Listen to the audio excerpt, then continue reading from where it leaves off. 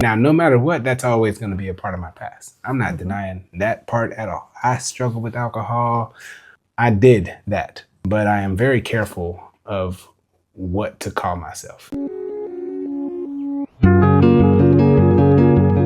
That's what I remember. It is the wildest thing to think how that half pint of vodka turned into those big handles. Faster than it ever did before. Never had I so rapidly spiraled out of control that fast. And then I remember like telling you that I was sick, you know what I mean, which I was.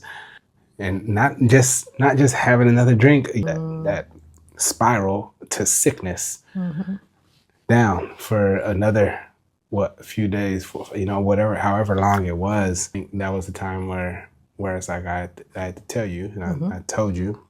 We set some things in place. We talked to some people, kind of created a plan, if you will, moving forward. I remember the time after that. I had the plan. Like, okay, when I have the thought, like when I feel the urge, I'm gonna call this person, that person, I'll call this person, you know what I mean? I don't remember that. Oh yeah. I remember, because I even went to pastor's house and we had the meetings there. Right. And so I was like, okay, that's great. I got somewhere to talk about the stuff. Well, that all my friends know pretty much. But I remember distinctly also when that urge came up again, it's like, just be like, it's like, I'm not calling anybody, and so I didn't. I just stumbled again, and it's foggy after that. Like maybe again after that, another couple times until finally August. I told you I can't do it on my own, and the very next morning is when like we were at rehab, and I was like, okay, and I knew I needed it, and I was like, okay, like I'll be here probably a week. Get sober, feel good, and get back to my life. And I remember the guy saying, "No, the minimum stay here is 30 days," and it just threw me. I was like, I can't do that. And I remember looking at you just like this. I was like, I can't do 30 days here. I can't be here for 30 days. I have clients. I have to. You know what I mean? I have to train. And you just looked at me the same way that you're looking at me right now. and that told me that, I was like, I look back at him and I'm like, I guess I'm here for 30 days. But jokes aside, I mean, that it. Like you looked at me just like that. And I was like, this is where I need to be. In that moment, I did feel it. I was like, okay, I do need to be here. And as soon as that moment passed, I was like, I can't do 30 days. And so that first weekend. Well, before we get to, because I do want to talk about the experience. Before we get to that, can you talk more about how you finally made the decision to go? And I remember, I don't remember exactly what you said. I remember since then you telling me you thought you were going to die. I remember that. Yeah. So how did you get from a spiral to actually going in? And I will say, like, truly not tooting my own horn at all, but I think one of the things that I've learned is when somebody says, I need help, like you act in the moment. Because if you wait days, then maybe there's another spiral or there's rationalization. So putting aside my piece in it, how did you come to that decision? And I think it was that at that time, Emmy was not yet 2 years old.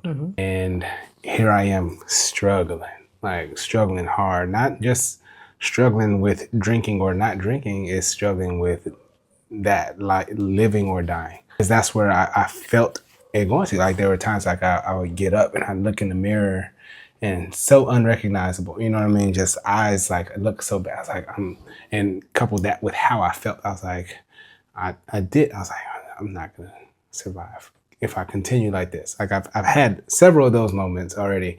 I do remember a specific moment, like I felt like, and this part is just unclear for me because of the state I was in, because I didn't know if I was awake or if I was sleeping, but I felt like I was dying, and I said it, and I felt like my breath leave, and like my eyes closed, like everything like went dark, and like dark red, matter of fact.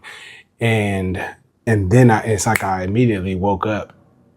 And so it's like, did I just stop breathing? You know what I mean? And so it's just that unclear, like it felt not like I died.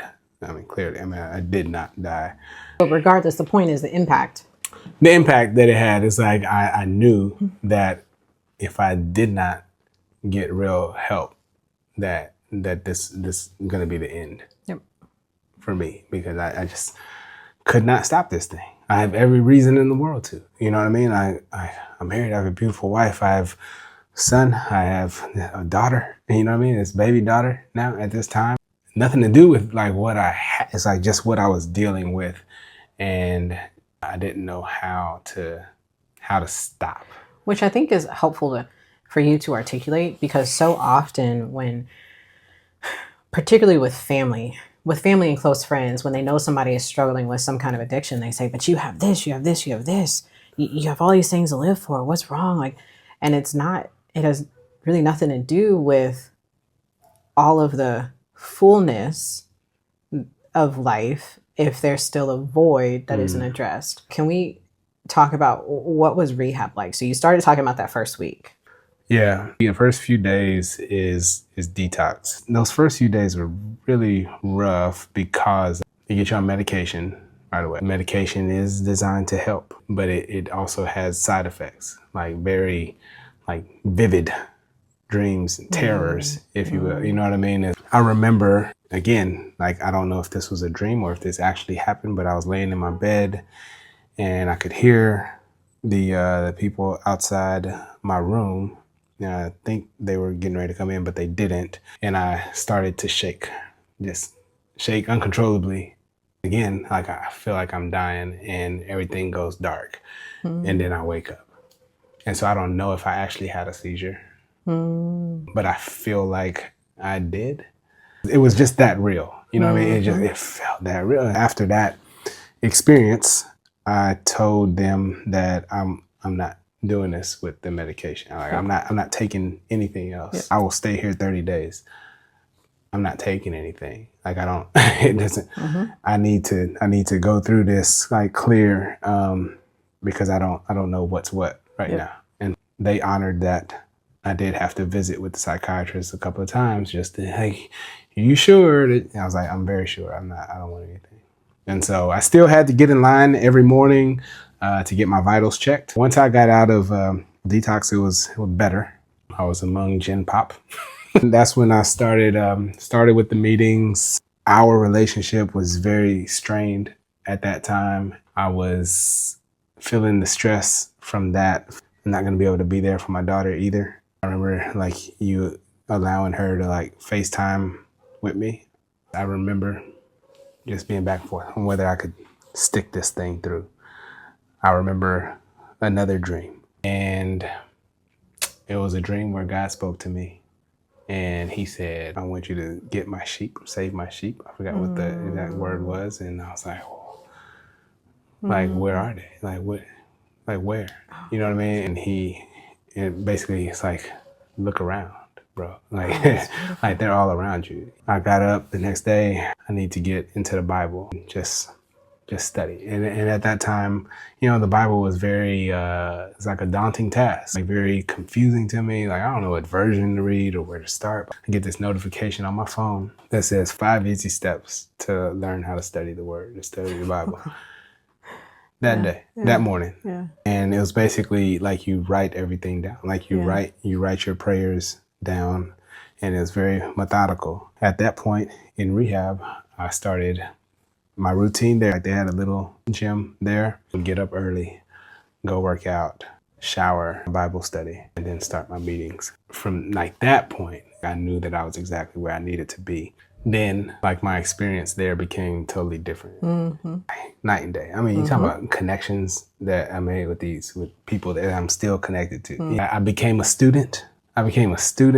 Like, I had never been a student before. I'm sitting here taking notes. I was just getting all this knowledge, and it was just like clicking, because this is happening inside of me, and it's bringing me clarity on my journey. There was a counselor there that was just anointed. He had like a church class. I made sure to always be there, and his story was just incredible. And one of the most probably the most powerful thing that I learned in rehab was the power of other people's story. So we had our self-led men's group. There would be one person usually that would share their story. And it's just amazing to hear people from different backgrounds, some people who just never had a chance from birth, you know what I mean? Like born into it. Yep. And just to hear like everything that they went through and experienced and then their perspective, and then just to feel the same things, like just the parallels in the stories. It's like, man, how are we so much the same? A completely different drug, you know what I'm saying? But the same cycle, the same feelings, the same thoughts, the same, but drug is different.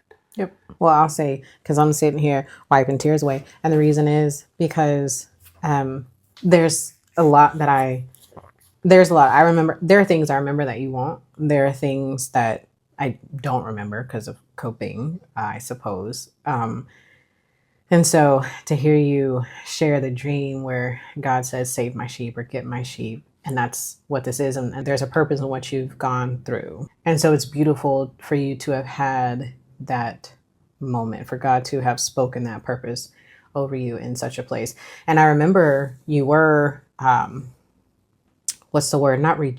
You were resisting.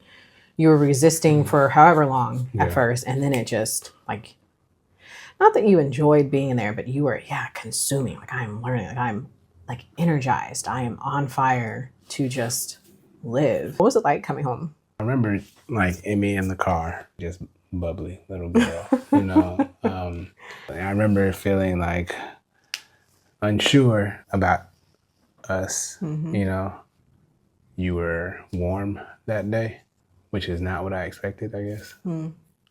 So it was good for me coming home. And I mean, I'll say this, and I tell him this on maybe not on a regular basis, but it's like, you're a different human. Like, you were always a sweetheart and this, that, and the third, but there's just a different vigor. That's what it is, a different vigor for life. Yeah. Ever since you got out. And it's like, maybe it's the dreams, maybe it's what you've learned, but it is just night and day in terms of your energy for living. Yeah. What does that feel like living it? Like the education piece for one, it's like I felt equipped. Like it clicked. And just being in classes all day, you would think like, you know, I get bored. Like, I did not, you know what I mean? I'm sitting here going to these classes all day and it was just great. I was like, this is what it's like to be a nerd, you know? And so it's just like, finally, I found my thing, you know what I mean? I just need, it just has to be directly related to me and my problems, I guess. So part of it was that, just like the education piece and just learning like so much about addiction and myself and connection and feeling confident about who I wanted to actually be. You know what I mean? Like what kind of father, husband that I ultimately want to be. I'm always praying for God to just like, hey, hit me over the head with it, make it clear. You know what I mean? I can't, tell me what it is. You know what I mean? Don't drop hints. I need to like make, but to have that sense of clarity of his purpose for me, that fueled my fire more than anything. That's what I hold on to. I remember having a conversation with you about the term alcoholic, but can you just talk about labels and yeah, so okay, good. It was suggested that we found an AA group that we liked. It wasn't my journey. I think AA is great for a lot of people. It has done so much good for so many people. I don't like that labeling, I'm an alcoholic. I don't like introducing myself that way because to me, it is just reinforcing and defining me as that. And now, no matter what, that's always going to be a part of my past. I'm not denying that part at all. I struggle with alcohol.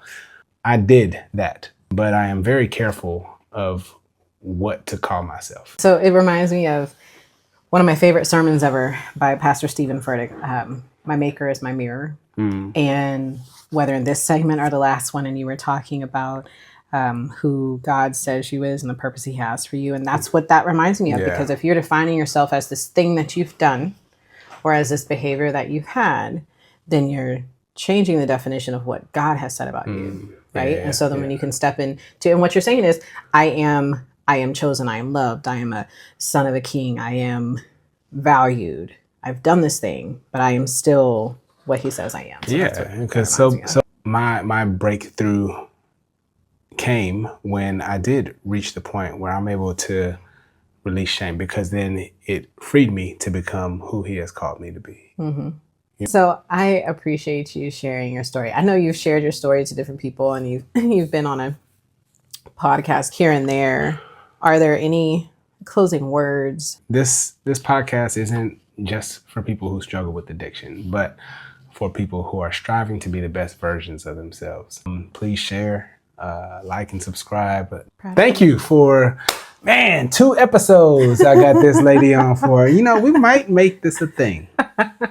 No promises. Let's go. All right. See y'all next time. Peace. Bye.